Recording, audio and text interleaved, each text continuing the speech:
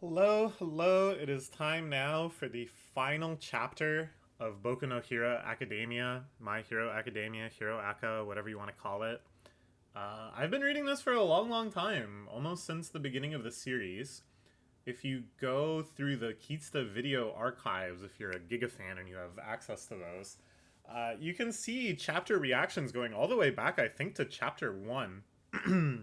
Of course, I didn't cover all 430 between now and then. There was many breaks and hiatuses and on and off again periods, but I think overall it is the second most recorded series on this channel after One Piece. And really one of the big pillars of Jump that remain, only second to One Piece in chapter count, running for now about a decade. And so I thought it was only proper to have a little discussion here, a little sentimentality, discuss the series, our history with it, and see it off in proper style. It's been pretty touching to see all of the tributes pouring in. There was one that in a video I just finished recording I completely missed. The cover of One Piece this week is a recreation of fan art that was sent in by Horikoshi Sensei himself 22 years ago, which is just amazing.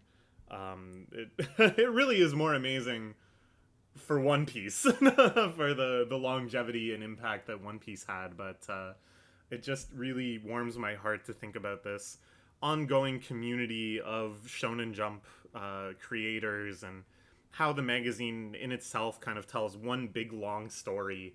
And here with the ending of BNHA, we close the book on one of the longest running stories in this era.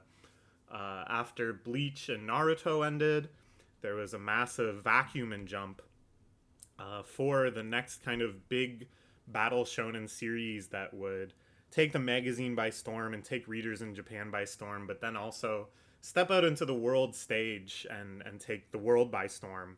And we can kind of say that Demon Slayer and BNHA were kind of the two new pillars that were erected in that era. And both of them, I think, also signified one of the biggest changes in shonen and battle shonen in general because they got such good anime adaptations.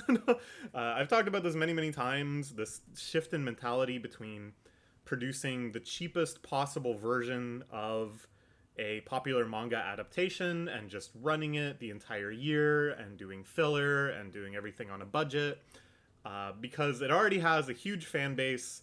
So why would you really bother trying to make it any better than it needed to be? I think was the mentality.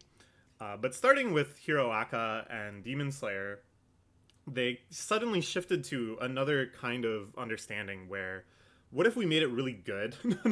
What if we got a really critically beloved studio like Ufotable or Bones to do it? What if they poured a lot of money and passion and understanding and restraint into it, and we only ran seasons that adapt the manga piece by piece instead of injecting a ton of filler and stretching it out to be constant throughout the year? Couldn't we get even more fans? Couldn't we extend this broadly to people who don't read manga or don't even watch a ton of anime? Can we make this much watch cinematic level anime experience out of this popular manga? And it worked. It worked to an insane degree, and I think that more than probably any other kind of sea change is what has led to anime and manga being so mainstream popular these days. So I think Hero Aka and Demon Slayer really are the forerunners of the current era of international success in manga and anime. If you look at any bookstore now and see how manga is the biggest section, I think these series have a whole lot to do with it. But what I think about the series itself, it's pretty good. I think there was some early arcs that were really fantastically strong. I loved all the ones where their class would suddenly be in jeopardy, being attacked by heroes, and have to scramble to use their fledging hero powers to win the situations and save the day. All of the inner class stuff too, the training arcs, the Class A versus B battle, the classic sports festival, all phenomenal too. The major raid arc where they take out the mafia family, I was very impressed by.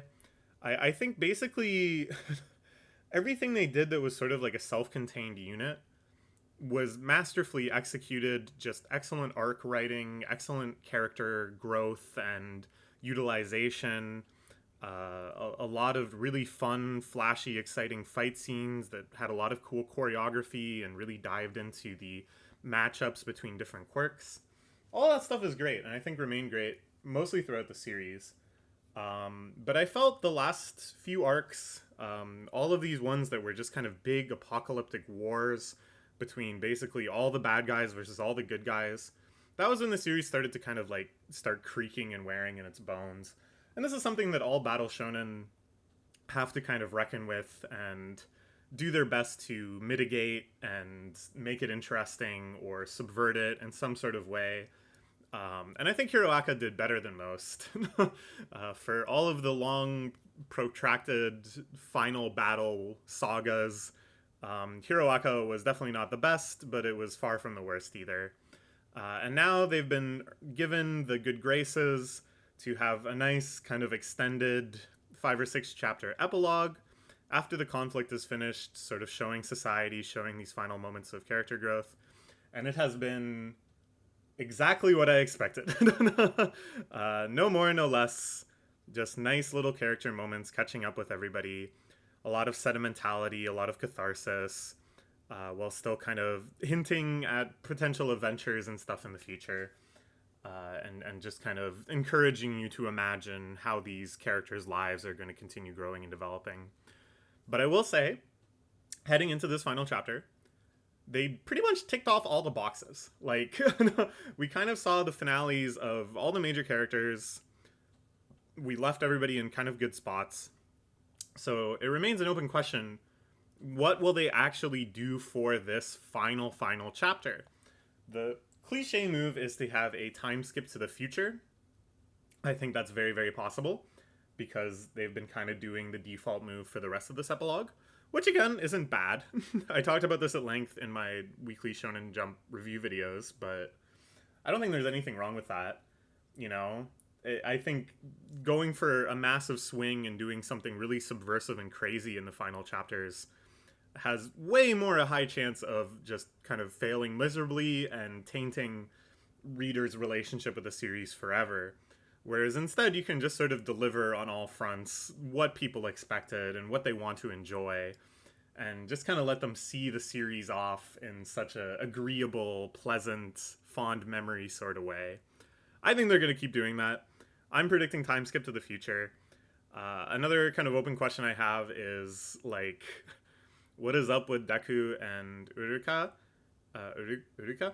Because early on, there was like this sort of romantic tension, and then Horikoshi Sensei said in an interview, and I might be misremembering this somewhat, but it's basically like they asked, hey, is Deku and Uruka gonna get together?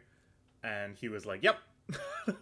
Yeah, they sure will. So don't worry about that. That's not a major focus of the story, but just rest assured that it's gonna happen. Which I think is kind of cool, because I feel like the tedious is there going to be a romance or not element of a lot of shonen series feels very, very forced and very, very much just like checking off boxes. Whereas here, they kind of were able to have a sweet and compelling and sometimes funny and sometimes heartwarming relationship between the two characters, with this sort of assurance that you don't need to get caught up in this drama of whether or not something will happen. Instead, just take it as good faith that, yeah, it doesn't matter, but they love each other, and that's great. So I'm expecting something to happen there, too. I don't know what. I'm not getting my hopes up too high. But yeah, I'm thinking time skip. Let's see. Plunging ahead. It's already been destroyed. That depends on what you people decide to do tomorrow. People are not born equal. We each take shape differently, which leads us to care about others. It's because one's mind and body are unlike anyone else's that we're drawn to others in the search for common ground. Nice, yeah. Oh, Deku Sensei! Alright, yeah, we got time skip. This is the kid, of course, way, way back near the start of the series who had, like, what was it? Like he had a problematic quirk. He felt, or no, he was quirkless. Yeah, he was quirkless, wasn't he? Yeah. At any rate, he felt, distraught and cast aside by society, and he had this nice bonding moment with Midoriya. Deku Sensei. Says, the truth about society I learned at age 17. Also be a lesson on how to get to USJ. There's no denying that on that day I felt everyone's support, hopes, and prayers. Even now those voices encourage me. If sparing a thought for someone else is the first step towards herodom, then on that day everyone was a great hero. I was hardly cut out for the dream I held, but it came true for me anyways. And that tale began when my body took action before I could think. Nice, nice, nice. Like all these little shots, not of insane heroic battles, but instead people just like living their lives in kind ways.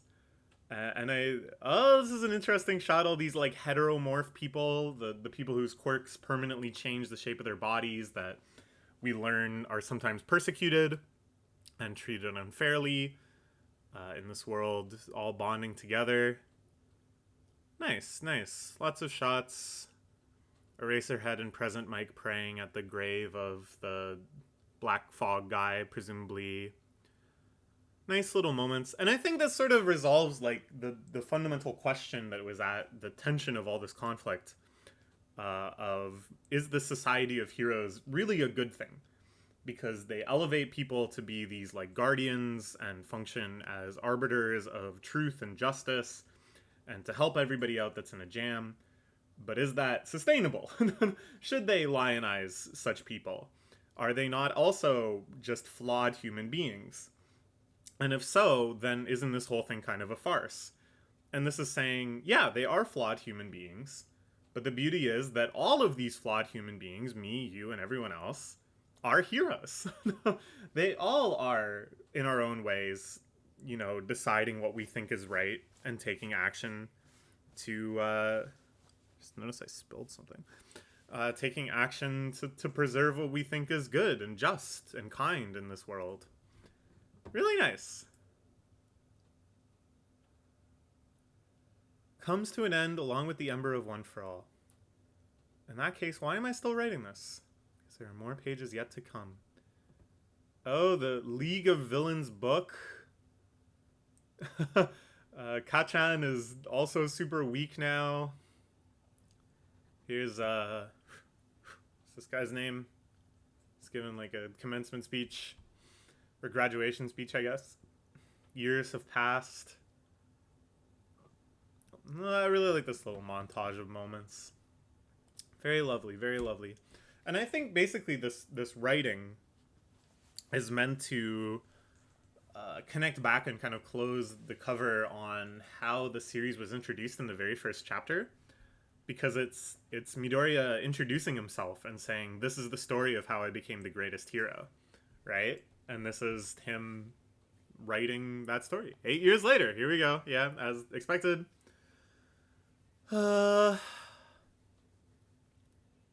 These guys are graduating middle school.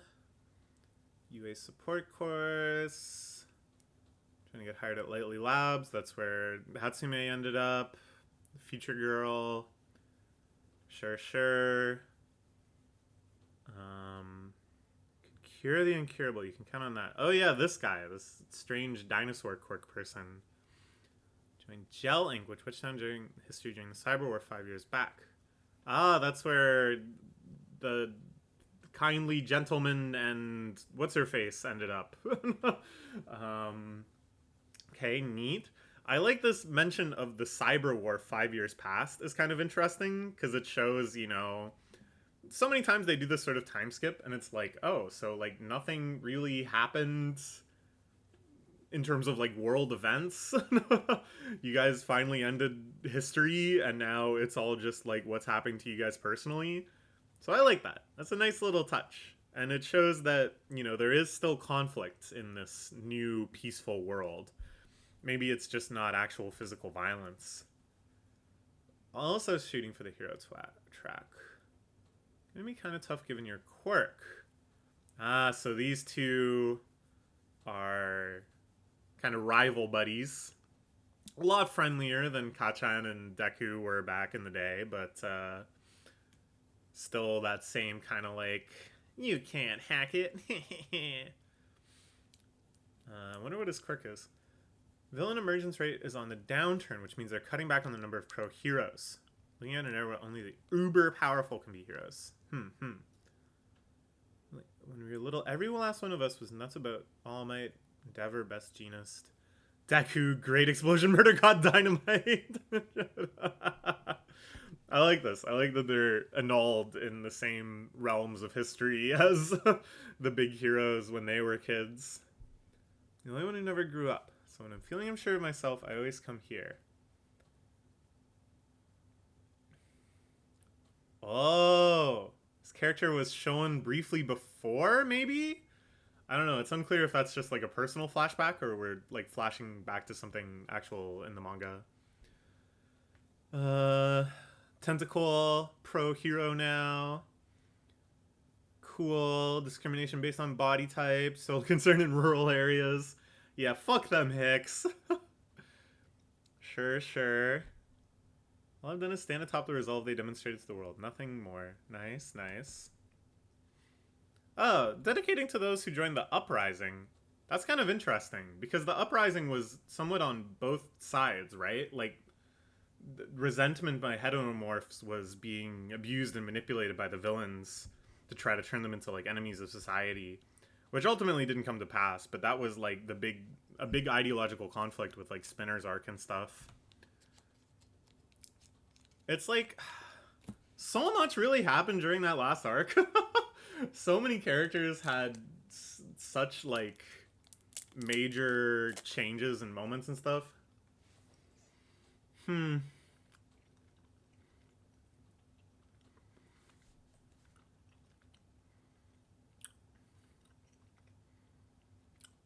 Nice.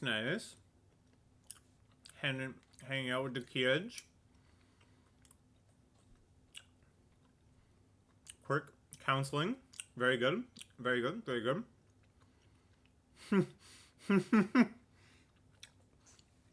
the hell? So Todoroki, and Kachan are both pro heroes that are on like the pro hero billboard index. Sure. People are thinking of him as Endeavor's son less and less.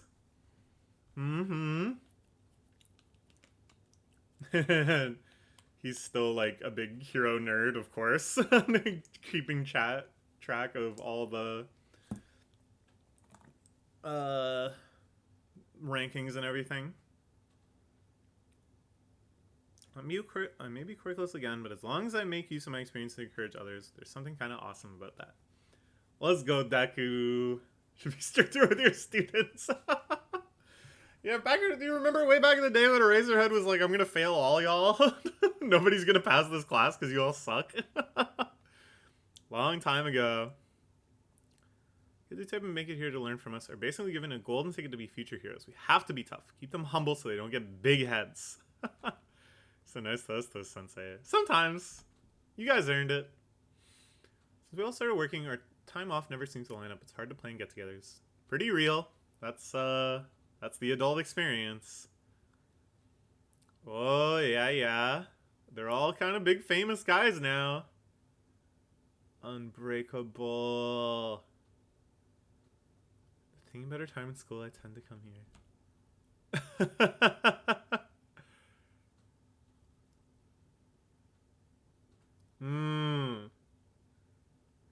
Can't keep a super wimpy quirk compared to my classmates. If I can become a hero like all of you did. Saucer-like objects from your hair. Of course. He immediately takes that aspect of the question very seriously. Didn't you just make an effort to reach out with a helping hand just now? Nice. My turn to plant dreams in others. You can be a hero. Very nice. That's what it's really all about.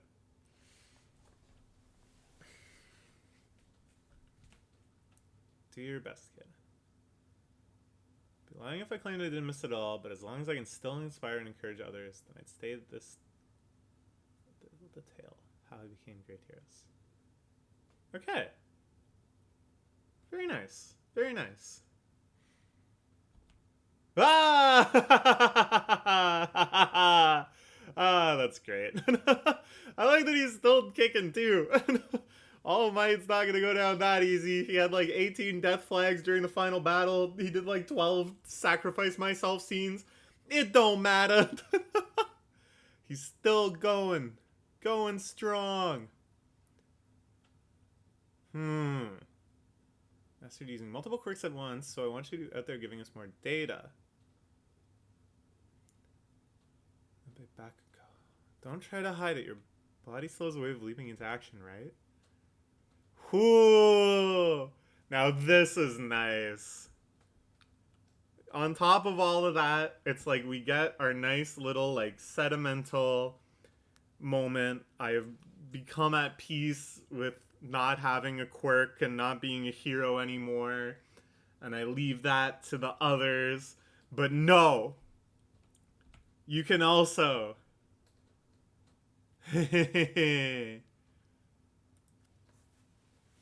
More time to kill than ever? Yes, Hawks, of course. Nice, nice. It's the tale of how we'll keep reaching out to help for all time. Very nice. And he sees for just a second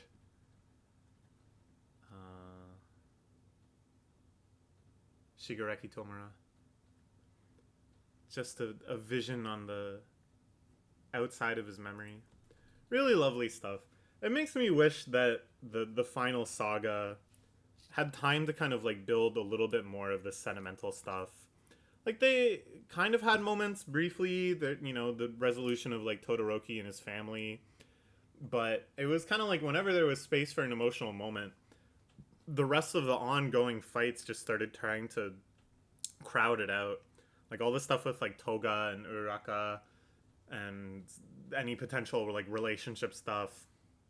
It felt just like the pacing and the structure of that final saga was not really conducive to it. I wish it instead had been like all right, feel me on this. Okay, the villains have reached their apex of power. They seem poised and ready to launch some like massive terrorist style attacks. And instead of like one gigantic assault involving all of them, it's like the heroes led by that genius mouse are like, it's time to play to our strengths, and we're gonna have like a series of minor small raid arcs where we take down the villains one by one, and we get this like growing sense of momentum and triumph, and all the characters get room to breathe and grow and be happy after each small inner arc triumph. And then, you know, the final conflict, all they have left is Tomura and All For One. Sure, it's like, well, this feels maybe a bit of a step down from the scope of other things, but it's like, oh, but they're so strong now. They're so hell-bent on destruction. They have, like, literally nothing to lose. They're going to try to shake the whole world to its formula, its foundations. And that's when you have Deku square off against them and have, like, the big climactic fights. You know, just something to space it out a bit and to have a little more of, like, the really nice sentimental tones we saw in this epilogue spaced out and given some room to breathe. But who knows, they may not have had the luxury of doing that even if they wanted to, just because of like the pace of Shonen Jump as it's an entity, and maybe the patience of the mangaka wanting to wrap up the series. Who knows? At any rate, I think this ending was very nice. I'm very, very happy. I like the fake out ending a lot. I like the real have your cake and eat it too feeling. I love this nice little story of Dai-chan heading into high school and just this feeling of that torch being passed down. I love all these little background shots and montages and hints at ways that all these things have changed. Really nice stuff. I'm very happy with that. And yeah, I don't know, like it was a good series, man. I really did enjoy it. I don't think I have much else to say. Let's look forward to his next work, huh? Could be anything. Could be a lot of fun. Bye bye.